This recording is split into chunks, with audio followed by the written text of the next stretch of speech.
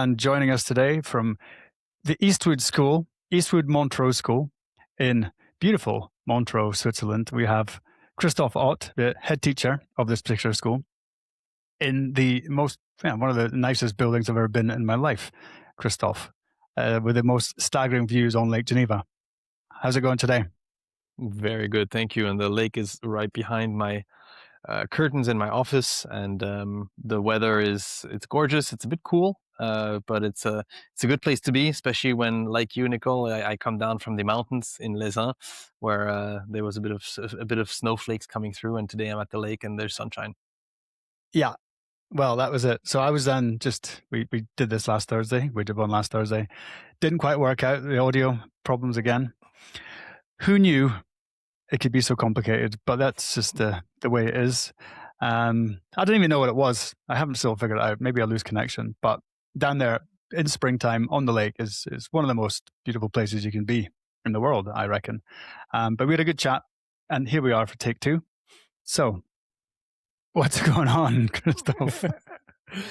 What's going on? Well, listen, I guess I've had a magical morning this morning with the visit of a family from Nyon, so a little bit down the lake towards Geneva. And she's a young lady, has had a few dents in her academic career. Some of it seems to come also from family situations, which are a bit complicated. And the mother told me at the end that she had actually a heart attack 2 years ago, which affected the girl very much because they're very close.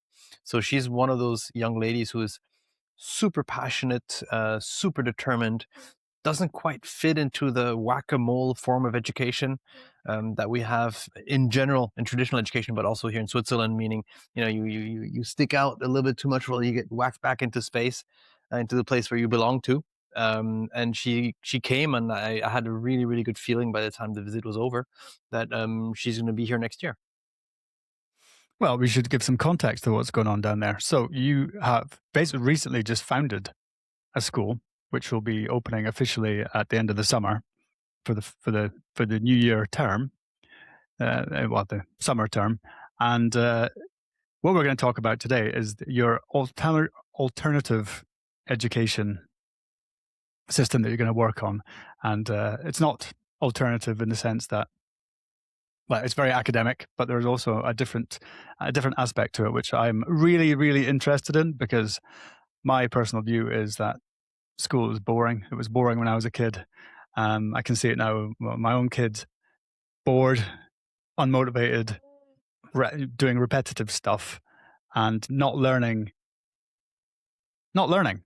Basically, it's learning by rote, I think we used to call it in the UK anyway. And this is not. And it breaks my heart a little bit when I see this. I'll be honest. To see him unhappy, unmotivated. He does it, of course. He does the homework, and he's a smart kid. He's doing well at school, but he's not motivated. He's not inspired. I think that inspiration is what the word I'm looking for. And so, very, very happy to speak to you about this very subject. And so, what can you give us some history about this Eastwood School? Yeah, so I guess, I love what you're saying because it very much resonates with my views on education as well. And I've been in education for my whole career, actually. And that system that you're describing, what your son is going through, what I went through, which you've also gone through, is almost a system designed more for compliance than it is for actual creativity, for actual entrepreneurial thinking, thinking on your feet, creating something, building something. It's much more, I tell you what you do, and if you don't, you're going to get a bad grade. And if you get a bad grade, there's social cost that goes with it, such as repeating a year or something like that, which basically was really, really good when you think back 150 years when education had to scale and you had to create the model of a citizen that the government wanted at the time. But in today's world, and the acronym that's being used a lot is VUCA, which is volatile, uncertain. I don't remember what the rest of the acronym is. Maybe you can help me out there. But it's basically everything is going fast and furious, and no one can, like, the best way to solve problems and to be successful in today's world is actually to be able to focus on skills much more than it is on content. And what you just described was basically cramming content into young adults' heads, which doesn't serve the purpose anymore. So, and ultimately, the reason why I'm here in Eastwood is I fundamentally believe that traditional forms of education are not fit for purpose anymore. And when I heard about Eastwood and that they offered me to partner with them to open up this new school right here, I was like, if I don't do that, I will not look myself in the mirror ever again the same way. Because ultimately, what we're doing here is we're using two old concepts. One of them called the flipped classroom, which is literally a flipping of the classroom, where what we know around homework, which is basically practicing math exercises, writing essays, and things like that, gets done in class. And what we know as having been done in class in the past, which is, receiving 80% of the time content transmitted by a subject matter expert called a teacher, gets done at home. And in today's world of technology, that becomes frighteningly easy because you can pre-record the content that the student then, the learner then acquires at home in his time, or in this case here, also in the boarding school, during study hall, and goes into class to debate, goes into class to actually deepen his knowledge, go into class to actually, learn together as opposed to acquiring knowledge together, because that can be done alone nowadays. So that's the first half. And the second half of what we do here is called project-based learning. The first concept, by the way, flipped classroom, was mentioned for the first time in 1984 in the School for Pedagogical Studies of Moscow in the UdSSR at the time. And flipped classroom was mentioned first time in 1886 by John Dewey, which is basically learning through experience. Quick one. You said Moscow. So this is during the time of communism. I thought that flipping the system would be the worst thing that they would want to do. They want compliance more than anyone. You know what? Unless we've been lied to. I couldn't agree more with you. But it's kind of funny that these things pop up in the most constrained circumstances. Maybe that's kind of a good catalyst for creativity and for rethinking the system when you realize how broken your system is. But to be honest, I don't know enough about how this then was used in the UdSSR. But nowadays, if you look up flipped classroom, any educator who has a little bit of a progressive streak in him or her wants to do that. And the reality is they can't, because number one, you have clear expectations of contact hours between teachers and kids, means they have to sit in class with you X number of hours per year. And number two, you have to prepare them for a test. And number three, the whole system of teaching the teachers is rigged towards, I know I'm a subject matter expert, and you have to transmit the knowledge and then verify its understanding through exams. Have you ever heard the phrase, let me get it right, C students hire A students and B students work for the government? Well, no, I have not heard this phrase, but the phrase that did come to my mind is if you want to, like, the ones who do and the ones who don't teach, or something like that. There's an equivalent of this.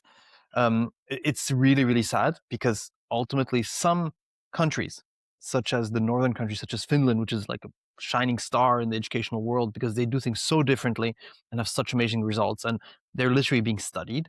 One of the secrets of their success is the social stigma associated with being a teacher, as opposed to being a doer.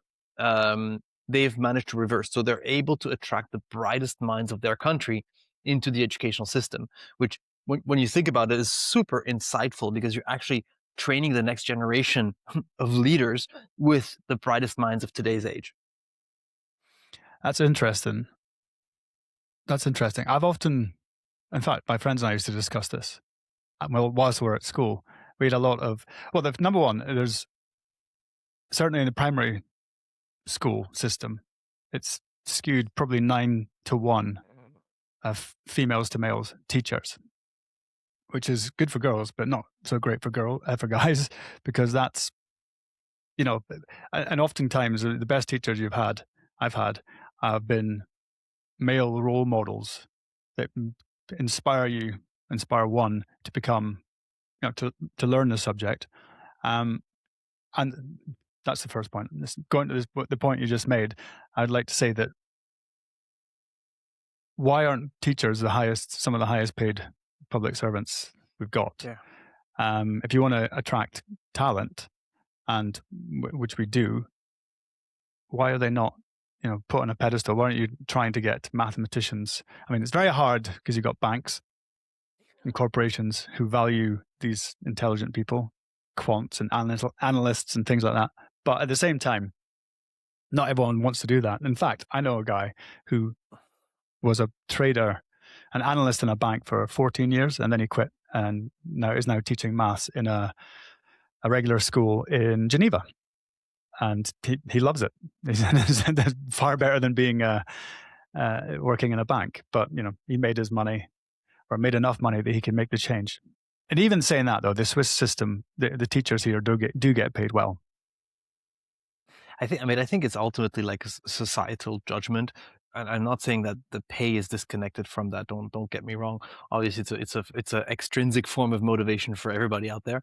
But I think there's really this thing of just not valuing teachers, and I'm not sure exactly where this got lost, but when you think back, a couple of hundred years, or even in antiquity, the teachers were the masters. They were put on the pedestal. Even in traditional societies, like where there's this big gray zone between spiritual knowledge and scientific knowledge. The medicine men who used to fulfill these kind of roles, they will always be put up on a higher level. I'm not exactly sure where that disappearance, or when that disappearance took place, and what the causes are behind it. But the reality is, um, the best teachers out there tend to be the ones. Yes, you obviously have to know your subject. There's no doubt. But the best teachers out there are the ones who have the highest EQ. So the best way to be able to impact a young adult is to build a strong relationship with him or her, which is in my worldview like a big bridge between two beings, which is a two-way street. Meaning, once you've built that relationship, which is the bridge, you have a two-way street, which allows you, as an adult, to guide them, to inspire them, to impact them, and for the other person to receive it, but for them to also feel heard and feel seen, which is really, really important. And one of the things that traditional education does really, really well is scale. I mean, the number of people that have gone through education worldwide is colossal, and that's a huge achievement in its own right. The reality is, that scalability now is a bit of a disservice, because it comes at the cost of individuality and individual passions and individual forms of motivation, which extrinsic motivation being more like the outside in kind of stuff, money being the most important one. The intrinsic motivation is more the fire. You're talking about your son before, where they're beating the creativity out of him because of all the stuff he has to do and comply and everything. And that's ultimately, there's always this tension. You want to create that fire, you want to maintain that fire. You still need everybody to learn, and that learning happens through friction, through challenge. When you climb up a mountain, you're obviously swearing your way up the mountain, and once you're on the top of the mountain, you're the proudest guy on the planet, and you have something to show for. So that friction, that challenge, we learn out of discomfort. We learn out of leaning into discomfort and out of those more difficult situations, because routine, something we're wired for, by the way, neurologically, and comfort is not something that will allow us progress and grow. So you need to find the balance between both. You need to have the fire, which is that passion, but you also need to have the friction. And that friction has become even more important in a world where knowledge has become a commodity, because AI makes everything readily accessible like that. Mm. Yeah, that's another worrying aspect that's coming down the pike. I've actually got a podcast coming up with another guy he's a hedge fund guy, very successful guy who goes around America lecturing about um, apprenticeships and how important it is for to do apprenticeships and things like that. Also had a guy whose podcast I'm putting out probably today is about actually it's a different subject, but it's in fact that one's coming out. You can listen to that. We can talk about that another time. But the the certain well, for instance, I mentioned that thing about A students working for C students and B students working for the government. Is this the C students, like me and my pals, the odd B, but at the end of the day, just about enough to get into university. they've all been successful despite the average, high average marks, I suppose you'd call them. And what we don't get taught in school, or what we didn't get taught in school, is how mortgages work, how interest rates work, how to what why is insurance necessary? Things that you actually need in life, as opposed to how to figure out the radius of the surface of a circle. It's stuff, practical stuff we don't get taught in school, which leaves us at prey of people who do know, like insurance companies and banking companies and all that kind of thing.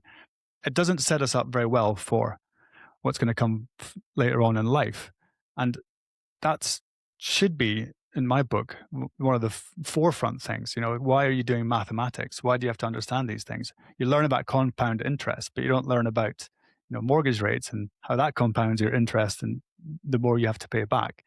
But it sounds to me like what you're doing there is the way you're teaching is that you're academic based, the academics in the morning, and then the afternoons you're doing projects so that people actually learn and have to go and learn about these subjects that are essential for life nowadays. So yes, and there's one additional dimension that I'd like to add to this, but yes, and yes. The point is to give kids an opportunity to figure out a way, an experiment, what they are passionate about. This can be anything from horseback riding. The girl this morning, she's actually planning to enter the Swiss national horseback riding team. Or somebody who is deeply passionate about, I don't know, cryptocurrency, you name it, or technology in general. And how could you, on the planet that we're on, live and pay your bills with your passion not being a side quest, but being center stage?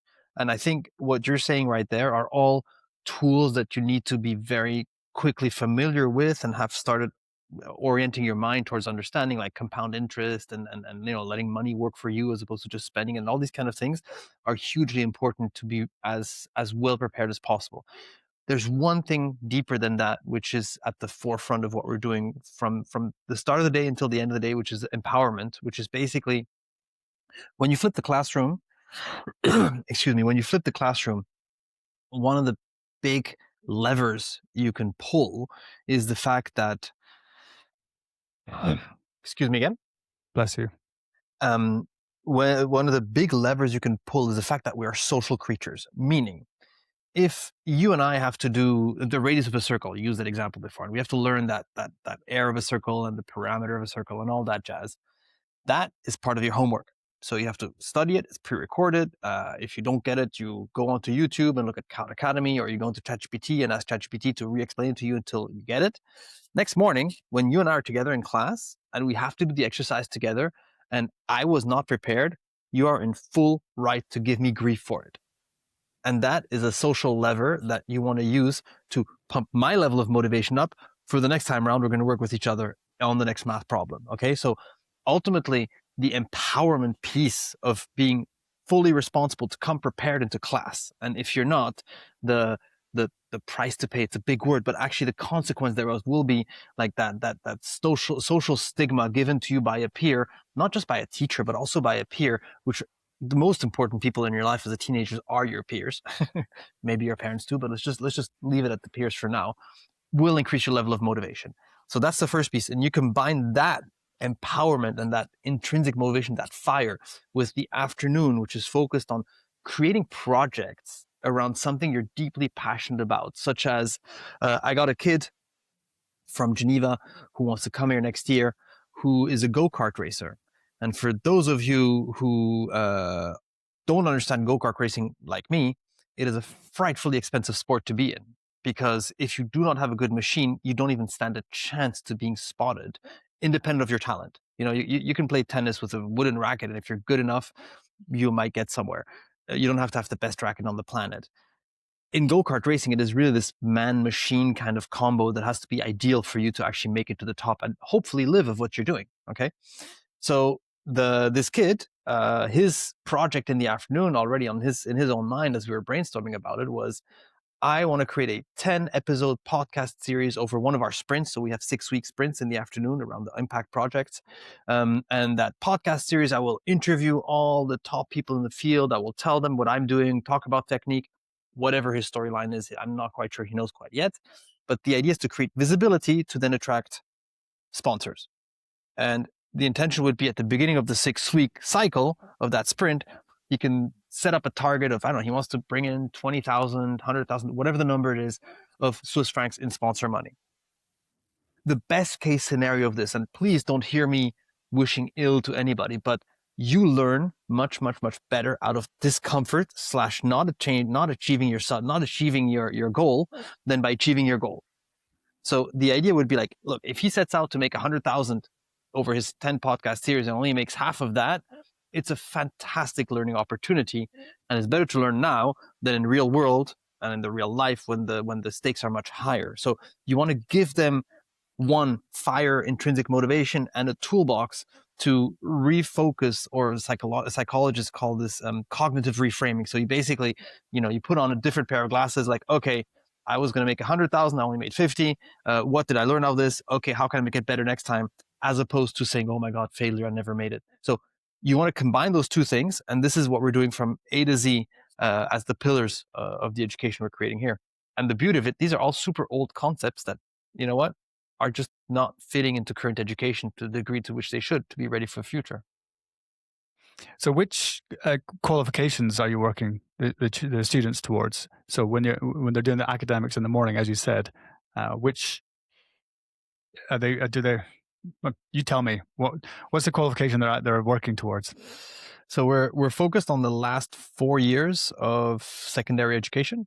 The UK would call it year 10, year 11. The US would call it grade 9, grade 10, which are the first 2 years of those last 4. There we have IGCSEs. IGCSEs have the advantage of being highly, highly structured, sometimes a bit too much, in my opinion, but it's a great preparation for what comes afterwards. And because we're flipping the classroom, you're getting a chance for the kids to really own and master those rules as opposed to just having to regurgitate it.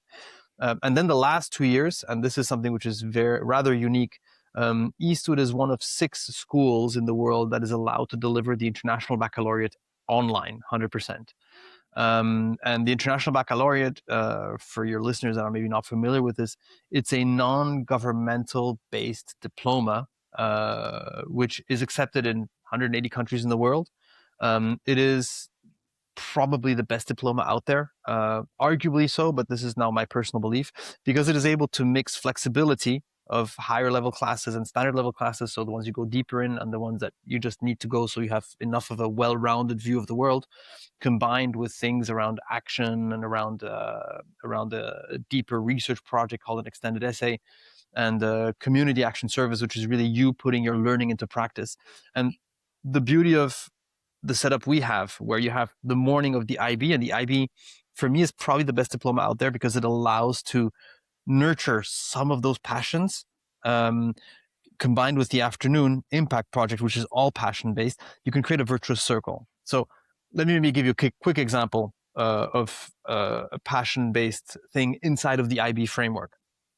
Community action service is something that you have to do X number of hours over a 2-year period. You choose your own project. So my older son, who is in his first year of the IB, in his first slot allocated in his time to do this in the first half of the year, chose a really cool project, which was he had a random country generator online that would spit out a country, and he would choose a recipe, a cooking recipe from that country. And so every Sunday night, he would cook a recipe from a random country, and we would eat it. He'd take a picture, and he has to document it. So we had like food from Botswana to Bolivia, you name it, and it was not always amazing, but it was always an adventure and always an experience. And he chose it himself. So this is a real empowering dimension of the IB, except that it is so small in the grand scheme of things that it kind of gets lost in translation. And what we're able to do by flipping the classroom and having the impact projects in there, we're able to make it center stage from the start. Okay, and so what kind of project are you give us some examples of the sort of projects that you would run for the kids? So the go-karting project is one which is super real in my mind as one that they could do. And you'll have one kid who's a bit more focused on obviously the content. He's the go-kart racer. You have probably one who's a bit more of the editor, one who's maybe more of the marketer, maybe one who's doing more the social media marketing and the promotional piece. So you basically are able to do two things. You're able to give a kids an opportunity to experiment within that passion framework of go-kart racing for this one kid, but you're also able to experiment about the different roles that it takes to have a successful team. One of the big challenges with teenagers in general is that many teenagers just hope to become boss, CEO of a company or whatever you want to name it, and it's just it is short-sightedness, not because they don't know, it's just question of age. The reality is that ego drive that will hopefully invite them or push them to become the boss of something, that might not be their thing. You know what I mean? Like how can you get a kid to realize that his strengths might be best in that kind of role, not the role he hopes it is, or the society has conditioned him to believe he should be in, which is boss. And so we have this one dimension there too. If we take again the go-kart racing example, you'll have one of them will have more of a CEO role, which is the driver of the whole project. You'll have one who's doing the CMO role, which is more the marketing side of the project. The CFO role, who's going to collect the money and make sure the money. So you give the kids an opportunity to understand what these roles mean, how crucial they are to function harmoniously together to reach a much higher target together as a team. So you have the passion piece, you have the function piece, and the self-development and the self awareness that comes with it. But to really answer your question beyond this go-karting example, of other projects that have been hitting my desk based on the kids that I'm meeting with. So one of the early examples that we encountered was somebody who wants to write an illustrated novel. And here again, you've got a perfect example. Who's going to be the writer? Who's going to be illustrator? Or use the AI to generate illustrations? Who cares? Who will be the one who actually puts it together, formatting? Who will be the one who publishes it? Who will be the one who's going to reach the goal of selling 200 books? Right? Making up targets right here, but this is all within a 6 weeks project span. And then once that is done, and let's assume they sold only 150, the group can then choose to say, okay, let's go. Actually, you know what? We got really, really close. I think we should try another round of selling more. And here's how we're going to do this. Or we have such a cool concept. Let's see if we can make it into a documentary and we go and film the thing ourselves. Or let's make this into a series and start the next version of how many James Bond books are there out there? You create the next version of the series based on the same character, and you just and you let them co-create what the next episode of that story looks like. Yeah, that sounds like a lot of fun. That sounds like a lot of fun. Damn, why weren't you around when I was a kid? That's what I needed. Why weren't I was around when I was a kid also? Yeah. So how did you get into well, you said you've been in education all your life, but what brought you to to open a branch of the Eastwood network? You should probably give us a bit of history of the Eastwood schools so that people can understand where exactly you're coming from. Okay, so I think there are two things I heard right here. So I'll answer your second question first, and then I'll go to the first one. And before I fully answer that second question, I want to add one more piece of the puzzle, which is really, really crucial for me, is we have those 3 levels of learning. Okay, so we have the morning, International Baccalaureate in a flipped classroom mode. You have the impact projects, which is in the afternoon. And then we have the 53 leaders. And 53 leaders is a board of advisors that we have brought in, people who are volunteering, donating their time to literally be like board members of the kids.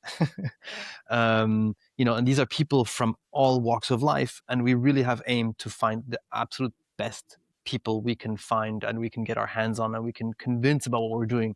And it's been surprisingly easy. So a few examples. We have a member of one of our 53 leaders is a formerly professional football player, soccer for the Americans on the call. He won the World Cup in 1994 with the Brazilian national team, within which he played for 10 years in the Brazilian national team.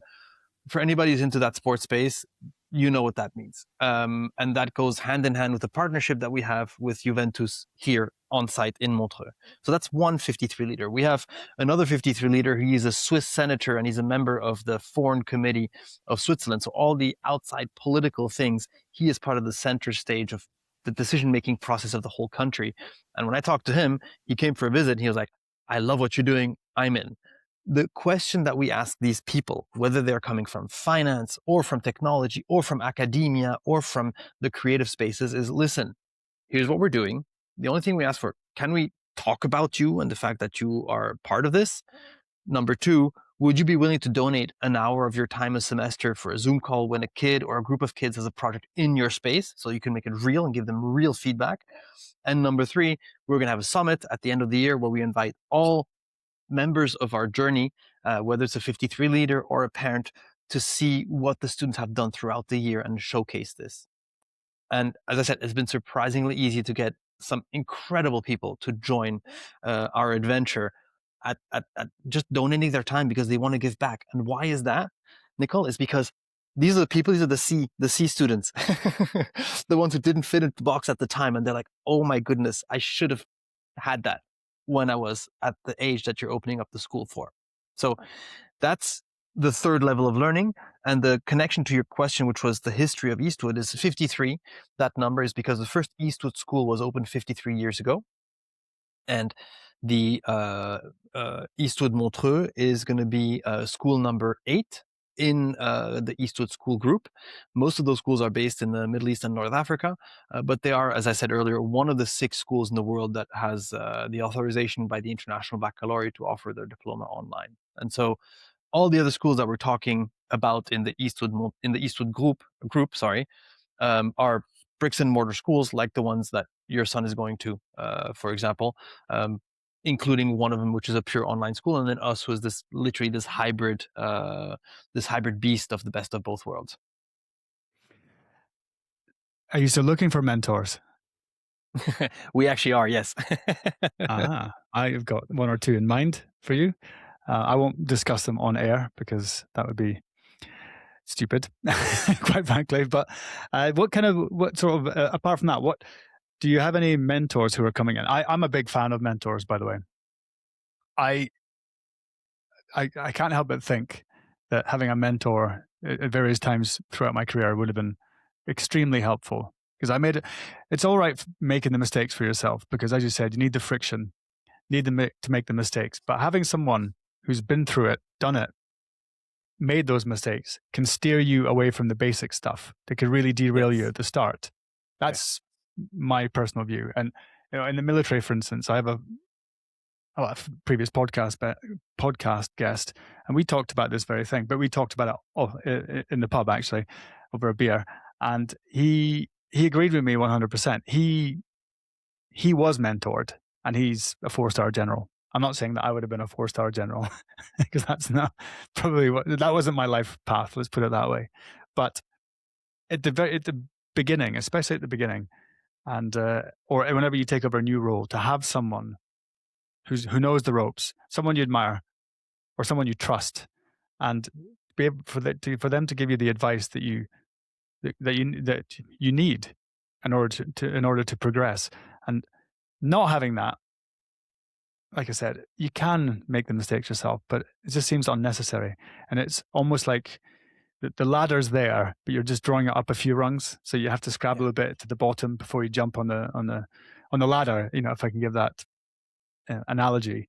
And just seems a bit daft. We were trying to create a better thing for everyone, and it's a bit of an analogy for the whole human race, if you ask me. Now that we're at it, but that's why I'm quite keen on that, and having mentors from all walks of life as well. It could be, a gardener who spends his time in silence tending plants, probably gaining a lot of knowledge, spiritual knowledge, just because he's being quiet and he's doing something that he finds very calming, or she feels very calming.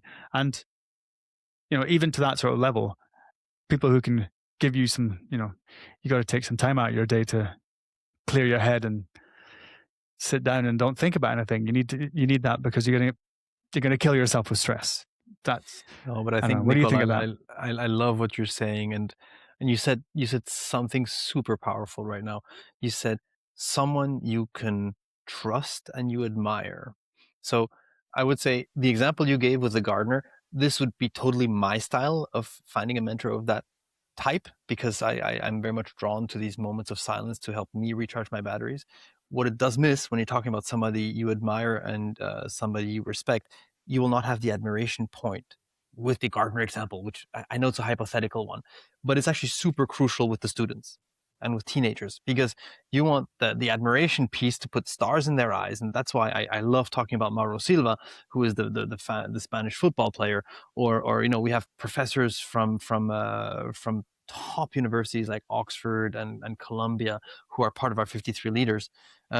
Because you want the kids to be like, whoa, like you want to blow them out of their socks, like, oh, I'm going to talk to this person because it is so important. You want the stakes to go up, because when the stakes go up, you're going to try a bit harder, which is again fueling that intrinsic motivation, that inner fire, and someone who is legitimate in that space. So you've got the admiration and you've got the trust, and these are people obviously that are chosen because they're there, because they are not just the best in their space, but also because they have an ability, they have a relatability for the student. So that's a really really big deal, and it is going to be. I mean, for me, it's almost like that and the impact project.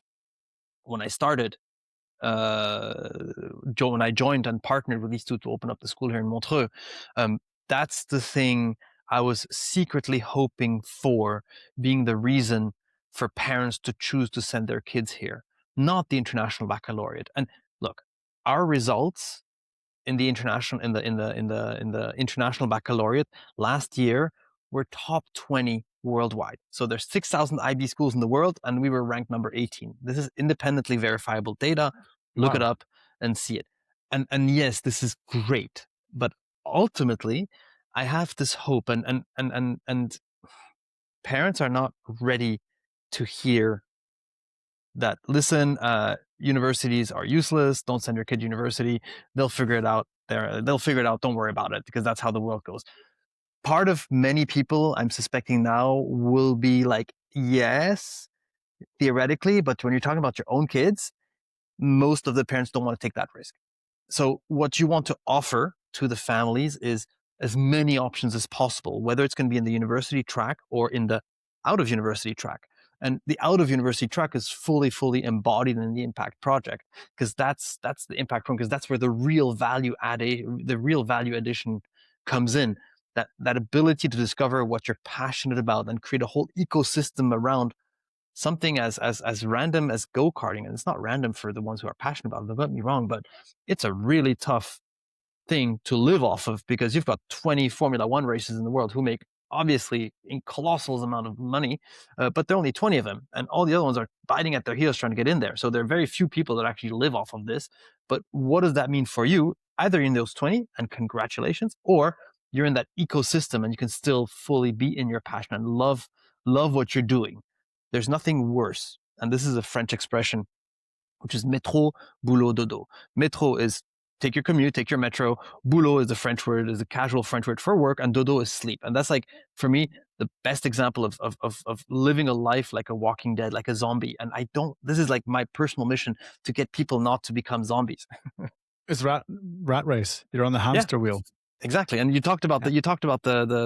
this person's now a math teacher who had a career in finance before. He's probably super happy in what he's doing, making half as much, because ultimately he maybe doesn't need as much. No, no, and that's it. And plus, he gets 14 weeks vacation a year, or so whatever it is. That's all. You know what? That would be it's a big plus if you ask me. I have one of my wife's colleagues, old colleagues. They, because in the UK, in London, in fact, I think they had three kids, and to get a big enough house that they could afford, they had to go to a bad school area, and it's all about the catchment area where you live. It's which schools you go to, which is why certain parts of London are, well, it does not just London. It's throughout the UK, is based on how good the school is, and then the house prices are obviously going to be a lot high, in some cases extremely high. And it's, this is, we can go into that, but it's disgusting. But so what he did was his wife agreed to stay home, and they would homeschool the kids. And he was telling me, he said it was quite bizarre. It's quite easy to do this in London, for instance, because you have homeschooling groups, communities. So there are children to do the activities, which is also the socialization aspect of education. And so he's telling me they could get all their schoolwork done from 9 till 12, 3 hours in the morning, and they're done. And the rest of the day is for activities, whatever they want to do. And it's. I thought, wow, that's is that all it takes? Is that all it takes to do your schoolwork for the day? Is just 3 hours, and yet they're there the whole day. That makes no sense. So it's what you're saying. You do what, 3-4 hours in the mornings? Yeah, we do it all in 4.5 hours approximately. Of the academic aspect of it. Of the academic aspect. And obviously there's preparation because they have to come to class prepared and they're coming to class to practice. But yeah, exactly. That's what it's about. And I have met so many people who have homeschooled or unschooled. There are all sorts of movements that take them out of the system and out of the structure, which I, I I personally feel a lot of like connectedness with that approach because of my personal belief of just being disenchanted with the traditional educational system. But it misses the mark again of how do you actually reintegrate like the economic tissue once you either go into university or once you are finished with university. There's a fantastic movie. It's a bit of an older movie, by the way. In case you don't know, it's called Captain Fantastic. Do you know that one, I Nicole? don't think I do. With No. Viggo Mortensen in a role which is actually very surprising compared to what he does normally. Captain Fantastic is about how I think he's a physicist or something, and he completely educates his 4 kids somewhere in the wilderness of United States in a I've seen a bus. clip. I've seen a clip. It is an amazing movie, and it's a very, very powerful reminder of how one can fall in love with those concepts, which are stimulating, beautiful in their own right. But when you confront these concepts with the reality, and in this movie, there's the boy who I think is 17. He got accepted into Harvard. He's super smart because he not only has to read Tolstoy. He doesn't only read Tolstoy or whatever Russian literature name you can think of in his free time, but he also repairs the bus and builds a cabin and can live on his own in the bush. Like that kind of a profile. So really switched on for life. And there's this one scene where the bus goes into town to buy something, and he sees this girl. And he's Oh, completely lost on how to deal with her because he's only been with his family the whole time, because there's a whole isolation that goes with it too. and that could be trouble. Yeah. If you And so it is like all of the alternative educational systems. And now I'm thinking more along the lines of like a Montessori yeah, or Reggio Emilia or Waldorf. I've got that. I've got Steiner School. I've got that in my Yeah, notes. I was going to ask yeah, you and about they that. and Please and elaborate. they are truly onto something. And I was doing. My kids went to the Swiss system until they finished their obligatory education, and then I switched them into the international system. So my older son is doing his IB, as I mentioned earlier. Um, but they really are onto something, and I was doing this privately in my own time together with my wife because I really want them to like feel and learn by doing and build and have this whole like brain to belly to brain kind of experience as they do stuff. Um, the problem is at some point the system in our case just became it is a very serious commitment that you have to do on one hand, Mm. and on the other hand you're closing options down the further you go on. And so there comes this moment where you ask, like, hey, should I put him into a normal school with all the costs that come with it, benefits as well, by the way, but like with the what you talked about at the beginning with your own son, or do we keep him unschooled or homeschooled or whatever form of schooling that takes him out of the system? With then at some point, like if you take that thought exercise all the way to the end, yeah, they might be super ready, super switched on, but then they want to study a profession. Should they even study a profession? But if they want to study a profession such as law, medicine, you name it, that door is not open, and that is what ultimately attracted me to coming into Eastwood. My career in a nutshell is I'm an engineer by training. I did a doctorate in management and business and marketing after that. All of this doctoral work I did while I was working, invited back to the family business after my engineering degree, ran the school together with my brother, and then after almost 20 years, kind of got disenchanted with that form of education. Took a sabbatical, which was a working sabbatical. Uh, Took my family away from Switzerland and did one thing which is really dear to my heart, was interviewing heads of school across the globe over Zoom, um, for hand-picked schools who seemingly had an edge on teaching something I was very, very, very keen on developing, which was teaching an entrepreneurial mindset. Okay, when I say entrepreneurial mindset, I really do mean emphasis on the word mindset, because you're not talking about the next Zuckerberg style. You're talking about how can you teach kids the ability to think like a CEO, but of their own life. Um, and as I was coming to the end of my sabbatical, I kind of realized I would not be able to do this uh, in the traditional educational space. Why is that? It's as simple as a reason of time constraints. If you're spending 8 hours in class and you want to still teach the entrepreneurial mindset on top of this, the reality is you are going to be the mosquito on the elephant's back. So when push comes to shove, you're the first thing that's not going to matter anymore, because everybody will be focused on teaching for a test, for an exam, for some bigger deadline than just teaching a mindset thing. And that's the issue with the system, as simply as I can see it. So when you take away the time constraint, you're able to condense the academic portion of the day into half a day with no compromising on the results, and able to free up all the other time for what truly matters. And I had been doing for the couple of years a lot of strategic work and coaching, executive coaching work. So I was really doing all of these things, and it was really running well. Doing a lot of personal development programs in the summers for kids and young adults together with my wife. And then I got this call from Eastwood, and I was like, you know what? I don't have to be here, but actually I really want to be here and do this. Well, that's it. How do you draw out in your students then? How is it you draw out their purpose?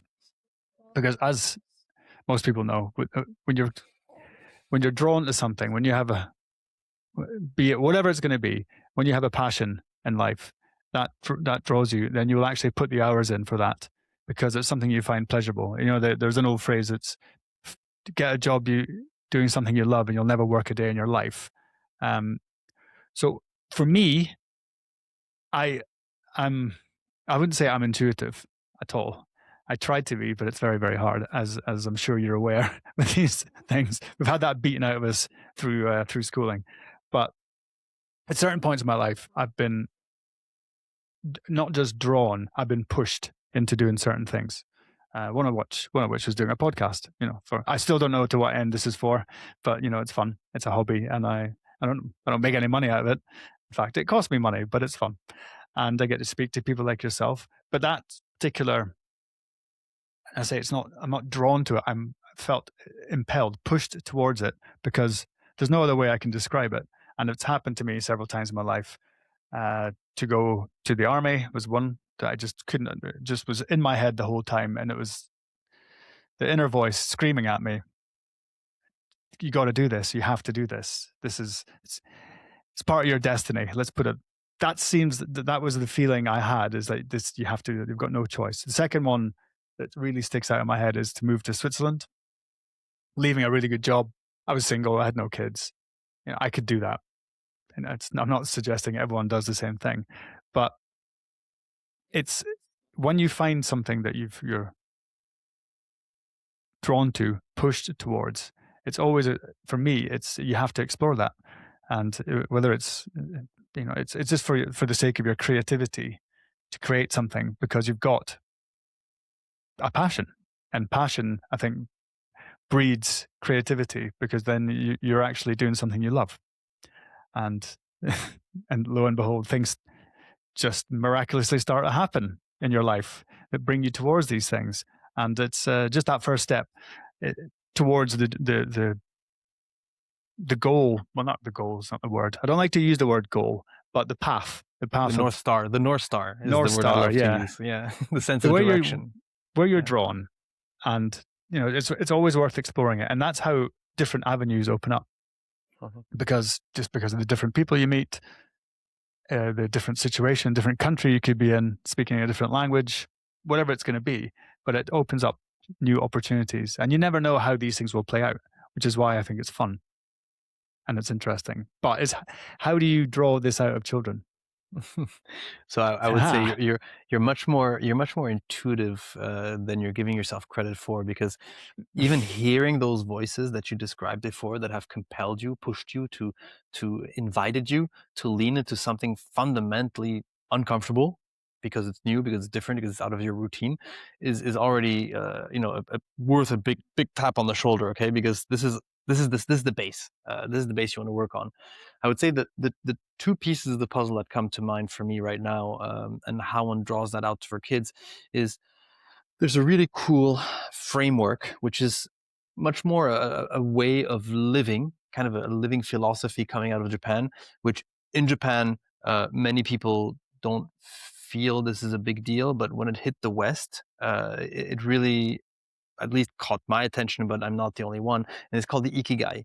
And Ikigai is a very simple framework, and it's in those simplicities. Can Yeah, you spell that? Ikigai. I with a K and with a G, AI at the end. Ikigai. IKIA G IA. No, Okay, AI. I'll Sorry. find it. Yeah, Ikigai. got it. Um, and it's like first of all, giving the kids an opportunity to hear about a framework like this, which is awfully simple, and I'll describe in just a sec, but also do exercises around this, helps them build awareness. And that awareness will then build that intuition, that ability to listen to your gut and let your gut surface to your mind, which then should bring you to a bias to action. That's the second piece, a bias towards action. So inaction will always, always, always, breed comfort, routine until life teaches you otherwise. Because life is about change. And the Ikigai itself is an awareness building tool, which is, think of 4 Venn diagrams. So those circles, a Venn diagram is our 2 circles that go like this, but think there are 4 of them, okay? One of them is what you're passionate about. The next one is what you're above average at doing. The one after that is how you can be of service to the world. And the fourth one of this is going to be called something to be paid for. And Ikigai is at the center of those four circles. Okay. And the idea is to help young adults. And by the way, this is not just for young adults only, because I do workshops for adults as well. Or for example, people who are in a career switching space, who have to reinvent themselves. It is a fantastic way, and this can be done as simply as with Post-it notes, by the way, of brainstorming with yourself, to create the center of those 4 circles and try to make that center as broad as possible so that that center becomes an ecosystem. And when I mean ecosystem, it's literally in the biological term of the word. Like whatever you're doing, like your podcast will feed something else, and that something else will feed something else because you're meeting great people. Those people that you meet are amazing because they're going to be helping you do what you're really passionate about, such as in your case, like something in the outdoors and things like that. And so, this ecosystem becomes like a very, very virtuous spiral. And then there are some spiritual, more like concepts that can play a role there. But these are all psychologically really grounded, which is like manifestation. Manifestation in the spiritual world is a really big theme. Psychologically, manifestation is what? It's ultimately a cognitive bias with a sense of direction, such as the North Star, which is a concept I really like, because the North Star, you never reach it, but it always gives you a sense of direction. And because you have a cognitive bias in the direction of your North Star, opportunities become visible, because otherwise they're not. Because if you're looking this side, you will not see what's happening on that side. And that's as simply as I can build a bridge between science and psychology and maybe much more of a spiritual concept, which is manifestation. But manifestation is just an ability to see the stuff that you really will help you make happen what you want to make happen. Well, it's quantum physics, isn't it? Yeah. Everything, everywhere, all at once. Every conceivable reality is occurring at the same time, and you just have to pick yours, make it happen. Isn't that how it works? And for that, you Coming need from to. me. No, but it is. And for that, you need to know what it is that you want to make happen. So the trick is, and that's how it works with kids, and these are part of workshops I do in the summer, okay? You help the kids build enough self-awareness, meaning they need to be able to listen to themselves. One big issue in today's day and age is this one right here. you don't hear yourself anymore because you're always distracted. So when you're It's a very constantly good point. when you're constantly stimulated, you actually lose touch with your inner voice. And that inner voice is always there. There's always something happening in the back of your mind. And that thing that's happening in the back of your mind will influence your decision making unless you are aware what's happening. And that thing happening in the back of your mind has many, many dimensions, but the core pillar for me of that dimension is survival. And survival means routine, predictability, comfort, because it's also neurological, wired into our lizard brain, into our stem brain, which is the thing like fight, flight, or freeze in case of something that happens to you that you're not familiar with. Okay, it's a Yeah. survival mechanism, and that's that backstory. And when you get the kids to slow down, connect with this, suddenly like, oh, you know what, this will never stop, by the way, but what you can do is you can dial down the volume and become aware of it, and through that you create space, and then you have a huge opportunity in that space that you have created to give them a toolbox and walk them through a whole bunch of exercises which come from different walks of life, but they basically help them build the awareness of what that ikigai is. And as I said, one of the exercises I love doing is literally big piece of paper, 4 circles, a lot of post-it notes, and then you start brainstorming with yourself of everything that you're passionate about, or everything that your friends tell you you're better than average at doing, about stuff that you feel you can be of service to the world for, or stuff you think you like get paid for, like, I don't know, dog walking. I mean, whatever it is. And then you try to bring it together in a very emergent way, which is not A to B. Emergent is literally you have all the ingredients of your soup, and when you put it together, something magical happens. And there's nothing magic behind that. It's just not a very linear process. That's well put. I'm going to do that with my kids tonight. I got a whole workbook if you want to. I'm actually working on a book. I have this aspiration. I've written 2 chapters of a book called Designing a Life with Purpose.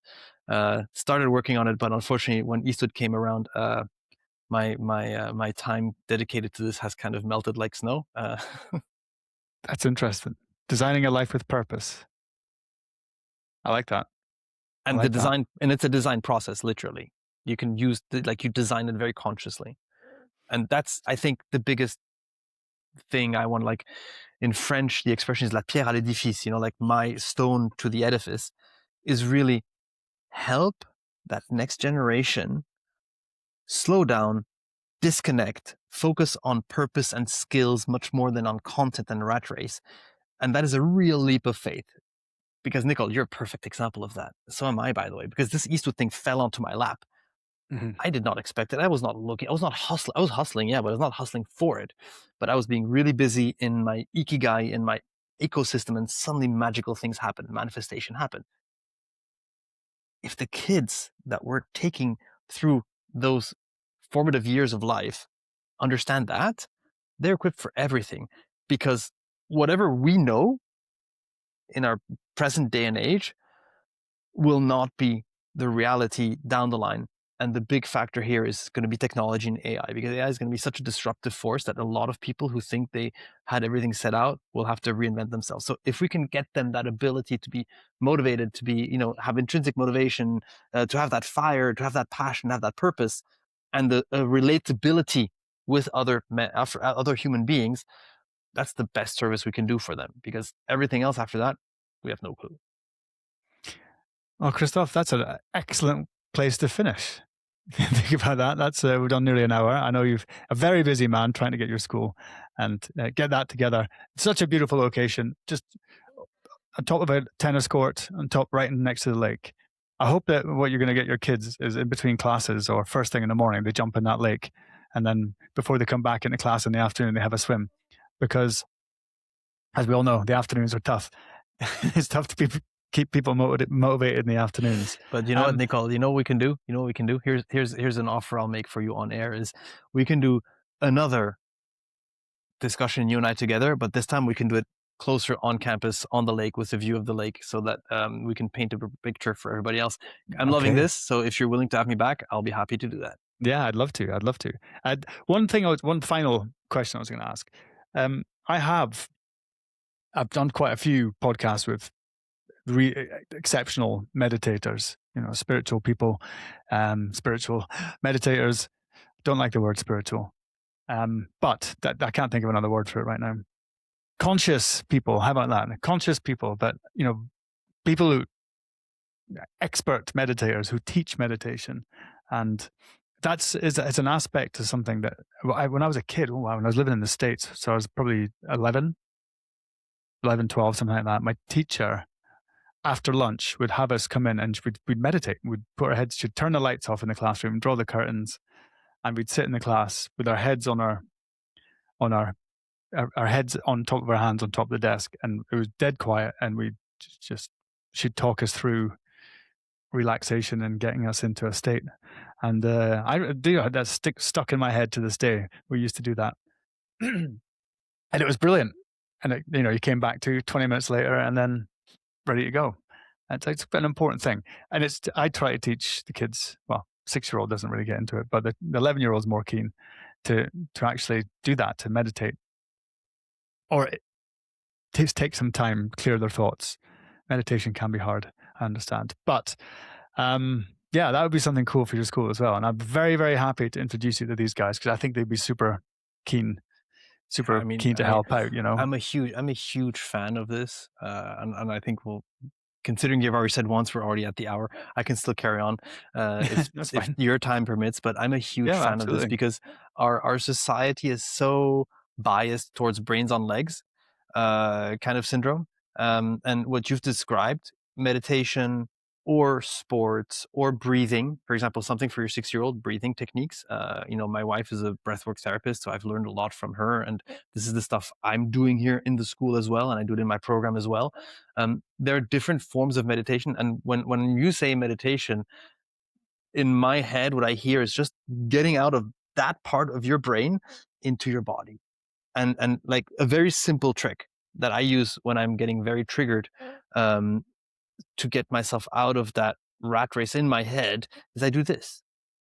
I'm looking at you, I'm talking to you right now, but all my attention is on my ridges of my finger. I can feel my fingerprint basically. It's just a way to get myself out of my head into my body again, to slow down, because by slowing down, you're creating a space between action and action and reaction. And in that space, you have choice. I should, for those listening and not seeing this on YouTube, that was Christoph rubbing his thumb and his middle finger together and feeling the ridges of the skin on his hands. As something, yeah, there we go. That's things like that, little triggers. I like to walk and meditate, as in, I know I've been told that that's not meditation, you're still stimulated, but I like it. I can clear my head a lot easier that way if I'm moving around. It depends where you put your attention. I mean, Well, when exactly. you walk, do you focus on your foot? Like do you focus on every single imprint of your foot inside of the shoe, for example? Because yes, you can walk and stay in your head, but the point is to get out of your head, and then you're meditating. Yeah, that's what I do. I concentrate on having a perfect footfall with my barefoot shoes, or mostly bare feet when I can. And yeah, that's what I do. That's how I do it. That's my meditation. But it's very interesting. What a great conversation that, and for me, it's great to hear that, inspiring for me to hear that there's people that, and you're not the only person, I'm sure, who's doing this, but you're the only person I know who's doing it. So that's, that's fun for me. And great. Just keep up the good work, and let's do this again anytime you want. We can do this again. Thank you. Lovely chat. Even if it was take 2, I'm ready for more takes because I'm enjoying every moment of it. This was much more interesting than the first one we did. I agree. It was.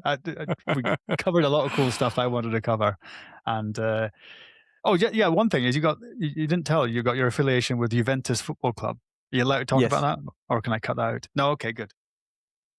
That's I can quickly give you a nutshell. Like it's about passion. Like I'll take my younger son. He's potentially has a bit of ADHD, has a hard time sitting still for extended period of time, and he loves to play football. That sounds like me. And he actually plays at the Juventus team here in Montreux. And I met with the president and I told him, look, I want to set up an academy with you.